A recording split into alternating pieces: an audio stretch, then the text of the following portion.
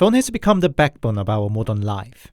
I guess most of you are watching this video on your phone too. But the more indispensable and permeable our phone has become, the more stress and anxiety it creates for us too. We are bombarded and invaded by this constantly beeping, buzzing gadget. At its baseline is the classic anxiety about this technology that you can never 100% sure who's on the other side of the line. No wonder in so many horror and thriller films, phones, with its sharp ring and anonymity of the caller, feature as an anxiety-inducing element. The opening scene of the 1996 film Scream comes to my mind. Hello? Hello? Yes? Who is this? Yes, nowadays our phone shows who's calling. But can we really fully sure if that is the caller? Phishing technique that has become more sophisticated aside, what if, something inexplicable could also reach you via this seemingly spanking modern technology? Today, I collected stories about bizarre and spooky phone calls whose caller remains in the dark. Some could be a simple technical glitch, some could be in the realm of glitch in the matrix, and some verges into paranormal. You be the judge. So, here are 7 allegedly true stories about spooky phone calls. As always, handpicked, translated, and narrated by a host, Anthony.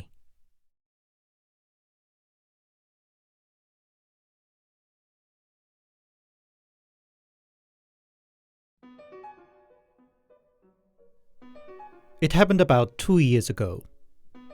I started getting calls from my girlfriend well past my usual bedtime.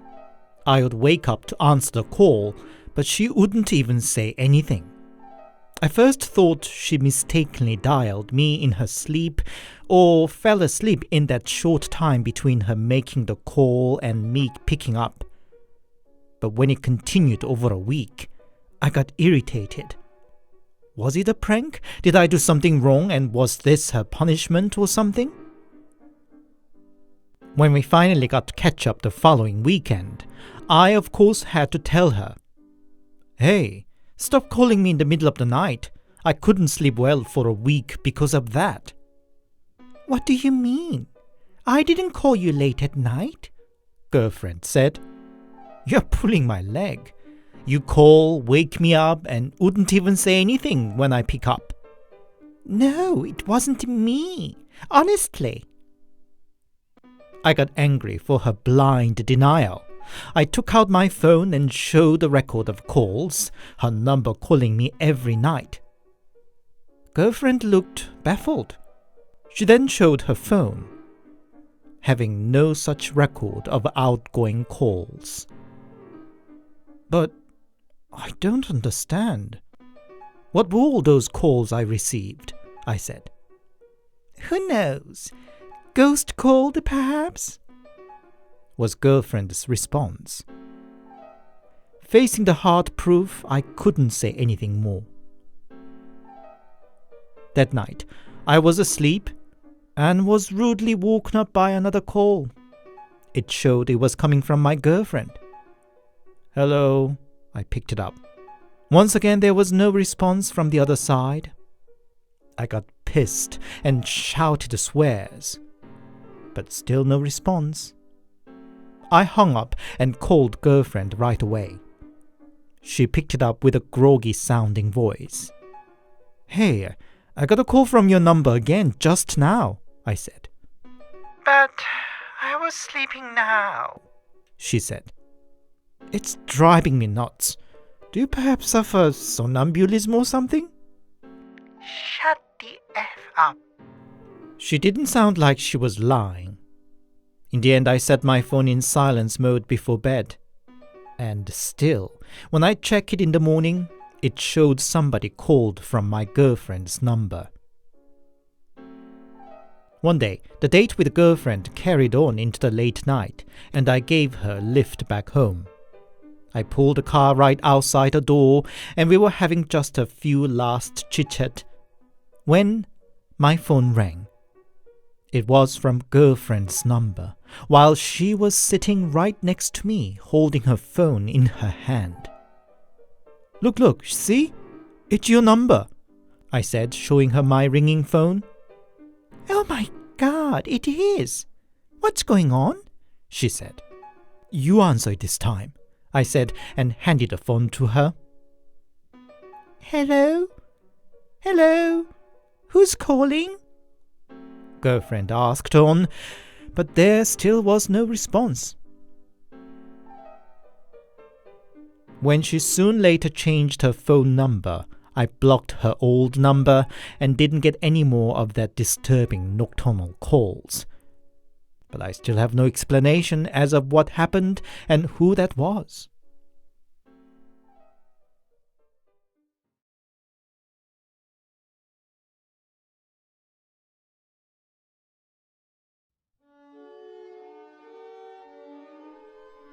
This just happened last night. It was a quiet night. Dad was away on a business trip. Mom went to bed early, and I myself went to bed about 1 o'clock in the morning. I had a bit of a hard time falling asleep because it was still hot and muggy. Then I heard Mom's phone ringing from her room. She uses a particular ringtone, easy to recognize and quite loud too. It went on a while, so I shouted, God, pick it up, Mom! And then I was just about to doze away.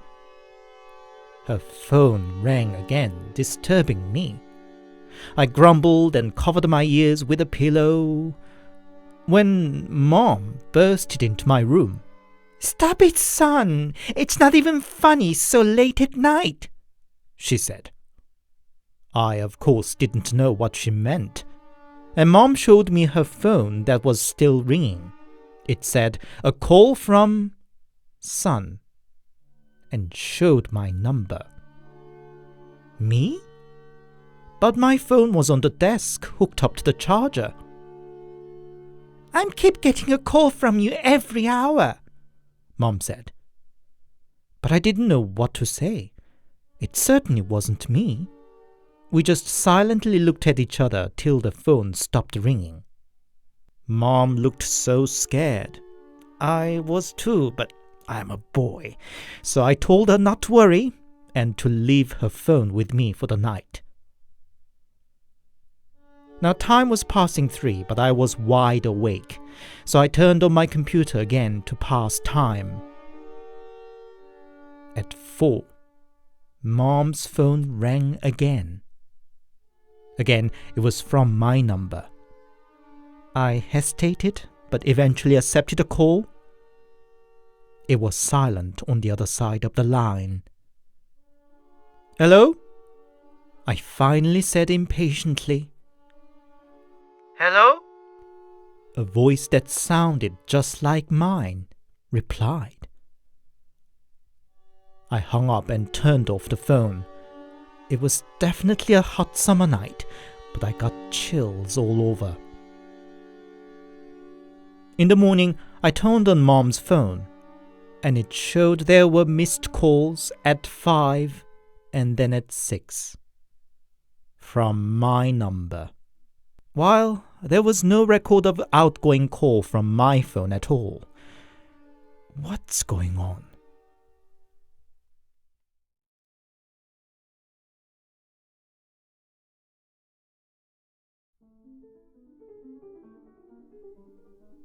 From my late teenage, I sensed the presence of a female spirit around me. Thankfully, that lingering sense of intrusion disappeared into my mid-20s, and I gradually forgot about it until this happened. I entered the university in a different town, and in subsequent years of military service and building a career, I lost contact to almost all my friends from high school. One day I suddenly felt like reconnecting to them, so searched for them on social medias and left messages with my phone number that I should like them to call me up sometime. It was any usual night, back late from after-work drink. It was when I was about to doze off when my phone rang. I checked who was calling and figured out it was one of my high school mates. It was a new number, but the last 4 digits were still the same as his old number. I was happy for the prospect to reconnect, but I was too drunk, too tired, and too drowsy. So I just saved the number without answering. The following day, I called him back, and it led to a reunion a week later. Of course, we went to drink, and during the catching up of how we'd been doing, the mate said, "By the way, was that your girlfriend the other day? You were already quite popular among girls from the high school, I remember." "What do you mean? It's been some time I broke up with my ex.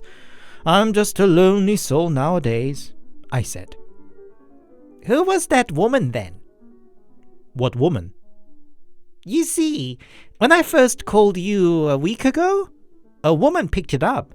I asked if it wasn't your number, and she said you were asleep already. So I just apologized and hung up." My thought immediately reached the female spirit that used to hang around me. Was she still there? I said to my friend I lived with no such a woman, but the friend didn't seem to be convinced. "Maybe it was your mom then, though the voice did sound rather young," he said. I asked him to check the record of his phone, and I couldn't help but gasp. On his phone, it showed that he indeed called and connected to my number that night, while on my phone, it only showed as a missed call.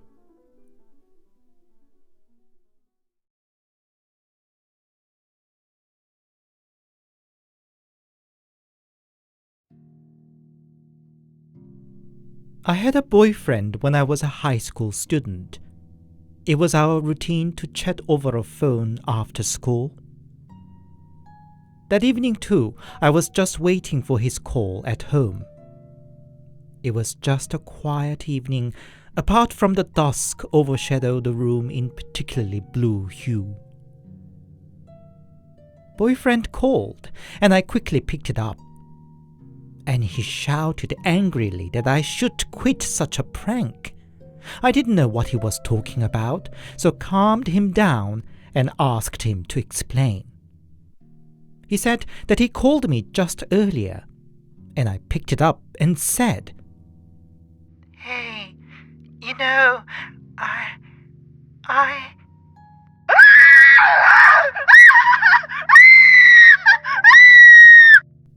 According to him, I mumbled something and screamed out loud without any context. He asked what was up, tell him what was going on, stop it. But the scream continued, so he hung up and called me again. And this time, I just picked it up. Boyfriend insisted the first voice definitely sounded like me. But I didn't get the first call.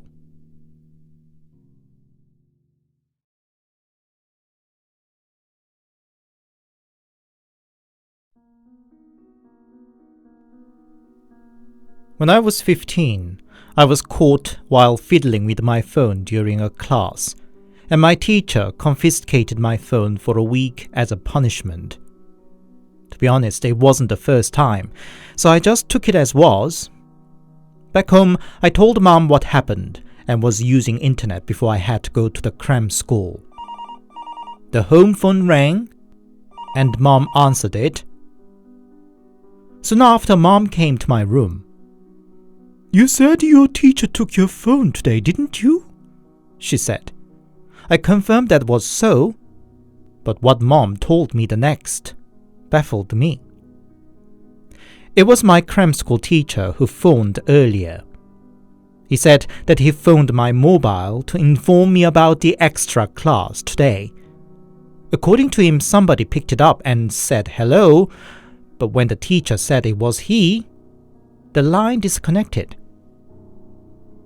It could have been my school teacher, I tried to reason. But that theory went out the window when I talked to the cram school teacher that evening. He insisted that the one who answered was definitely me. I then had a quirky habit of answering calls, hello, rather than clear hello. I just like the idea of giving off couldn't be bothered vibe. And the one that answered his call earlier that day had exactly the same mannerism. I explained that it couldn't have been me though. My phone was confiscated by my school teacher in the afternoon. As per usual procedure, the phone was turned off first before it was taken away. And by the way, my school teacher was female too. But the cram school teacher wasn't convinced. He said all the calls to students were recorded by the cram school policy and suggested to check it out together. But what we heard on the record was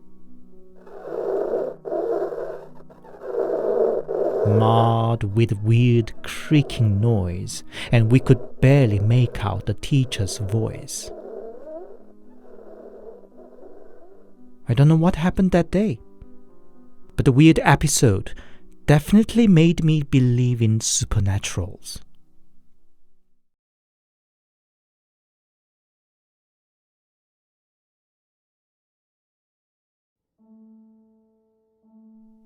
I have a very close gang of friends. A few years ago, one of them lost a close family member. All of the close friends turned up to the funeral to help the friend throughout the 3-day-long funeral. It really was an occasion we rediscovered our close bond. Anyway, after the funeral and burial, the gang all came back to the friend's place to make sure he got all the support he needed. My phone buzzed. I checked who was calling, and for a second didn't know what to think because it was showing that the call was from one of the gangs. I'll call him 철수 here, who was sitting right next to me. Hey 철수, had somebody got your phone? I'm getting a call from your number, I said to 철수, to which 철수 quickly checked his bag and took out his phone. We just looked at each other's face for a few seconds. I anyway answered the call. Hello? I said. Hello, hey, 태근. The person on the line said. He knew my name, 태근, too. Who is this? Who is what? It's 철수, silly. The person online so casually claimed that he was the friend sitting right next to me that very moment. What kind of funny business is this? Who's impersonating my friend? Piss off! I shouted and hung up. It attracted attention from other friends too. I explained what just happened, but they all seemed to think I was joking. No wonder when I myself could not explain how it was possible. Regardless, my phone buzzed again. It showed 철수 was calling again. One of the friends took the phone off from me and answered. Hello? Hey, 태근, it's 철수. It's not 태근. I'm 병수. Who is this calling? Oh, 병수, it's 철수. What's going on? Is this a joke? What is? By the way, I need to go somewhere and I lost my wallet. I see the gang's all there. I'll come over. Can you lend me some money? The guy on the phone said. Silence fell among the gang of friends there. 병수 hung up the phone and rather exaggeratedly said, You heard it too? He's coming over. But his joking tone couldn't hide his stiff expression. Now, I'm not entirely unfamiliar with the supernatural. I did run into spirits a few times, and I have a few people who have strong spiritual ability among my family or acquaintances too. So I do not particularly feel scared about ghosts. But this weird situation somehow scared me. The other friends too seemed to be baffled, and none of them dared to add any thoughts. We decided to go back home. Well, before that guy on the phone really come over. We asked the host, the friend who lost a close family member, if he would be okay alone. But ever so brave, he seemed to not care at all. So we four were heading out. My phone rang again, which almost startled me and all the rest. It was from Chelsu's number once again. I wanted to figure out any reasonable explanation. Perhaps it was some elaborate phishing? But the voice, the nonchalant attitude was so real, so close to that of Chelsu himself to be a put-up act. And all the other friends seemed to think the same. Even Chelsu admitted it sounded just like himself. I accepted the call. Hey, Taegun. I'm almost there. The man on the phone said. I just hung up. By then we all lost our cool and just ran out screaming. Fortunately, nothing more weird happened.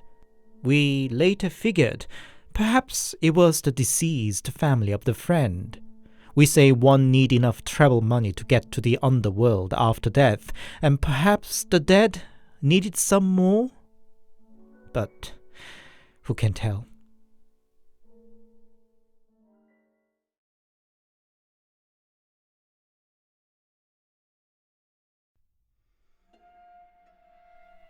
It's a case that a retired detective recounted.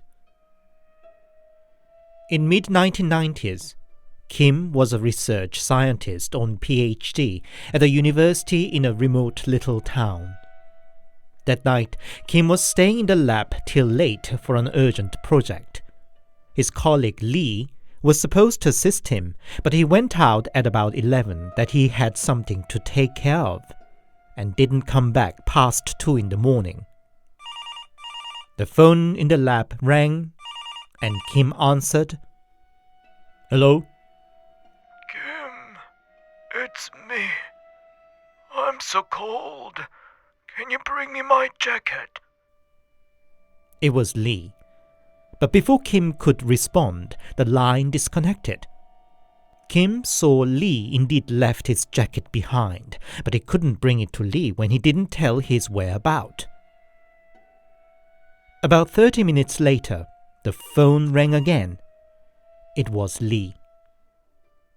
Kim, I'm so cold. Please, bring me my jacket. And the line disconnected again. Kim was confused and irritated at the same time. Lee was supposed to help him tonight, and he was just keep making these weird calls. What was up with him? Another 30 minutes later, another call. Lee, is that you again? I'm so cold. Please, my jacket. Knock it off and just come back. Where are you?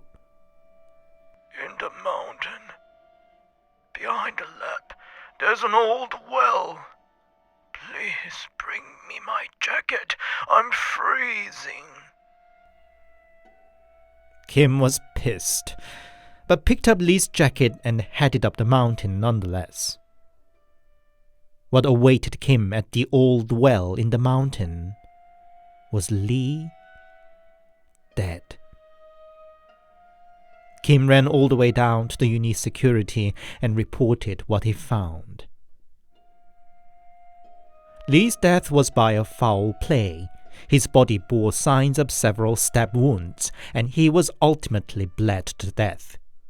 The time of death was determined to be between midnight to 1 o'clock. The question was, of course, who killed Lee? At the time, there was nothing much around the university, practically surrounded by mountains at the back and farming fields in the front. It wasn't easy to access the campus without being seen by somebody, especially if it should be a stranger. Yet nobody saw anybody unusual that day. Lee seemed to have led a simple life. He was newly married, and no particular baggage or shady affairs were linked to him either. His wallet and wedding ring were gone missing, but that was about it. Kim was, of course, the first in line of suspects. There was a witness account that Kim and Lee quarreled over a small sum of money Lee borrowed from Kim. Maybe the whole story about the phone calls were just a flimsy attempt to create an alibi? But the phone record showed that the call indeed took place at 2, 2:30, and 3. But what more shocking was, from where the calls were made. In the mountain behind the lab was an old building, and the calls were made from there. When they checked the old building, there indeed was a phone, but its cord was left unplugged. Moreover, the building was still a good 100 meters away from the well where Lee was found. There was no trace of blood stain on the way to or inside the building. Considering all the evidences, it was certain Lee was attacked and died around the well. The university claimed the old building in the mountain was unused for a long time. The telephone line was still alive, but hadn't been used the whole time, and indeed hardly anybody even remembered the number. Kim was released for lack of evidence, and the case went cold unsolved until the detective retired. He says it still remains the most mysterious case in his decades-long career.